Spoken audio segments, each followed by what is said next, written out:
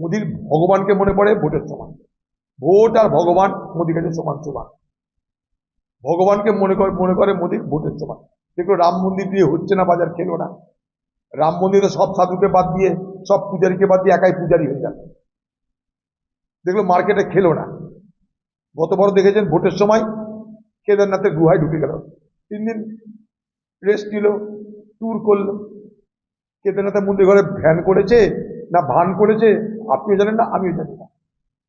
আবার মোদী বিবেকানন্দ রকে ধ্যান করতে যাচ্ছে, সেটা ধ্যান না ভান আমরা জানি না। এই বিবেকানন্দের সঙ্গে মোদীকে তুলনা করে বিজেপির নেতারা।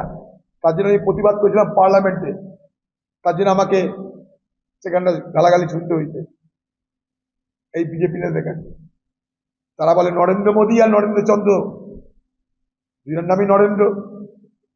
স্বামী বিবেকানন্দ নরেন্দ্রনাথ দত্ত, মোদীর নাম নরেন্দ্র মোদী। বিজেপি নেতা তুলনা করে নরেন্দ্র মোদী আর স্বামী বিবেকানন্দ এক, দুটোই নরেন্দ্র। তার বিরুদ্ধে প্রতিবাদ করেছিলাম আমি পার্লামেন্টে দাঁড়িয়ে।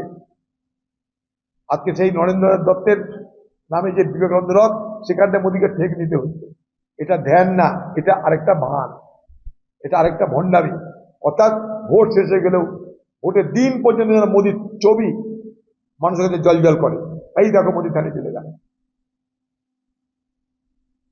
তার মানে কি মোদী প্রচারে থাকবে, অর্থাৎ প্রচার শেষ না হলেও মোদী প্রচারে থাকবে। তাই তার ভগবানকে মনে করবে।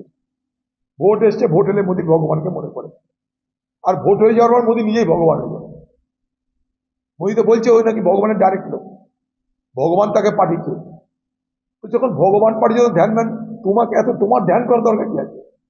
লোকে তো তোমাকে মূর্তি করে ধ্যান করবে তোমার দর্শন পাওয়ার জন্য।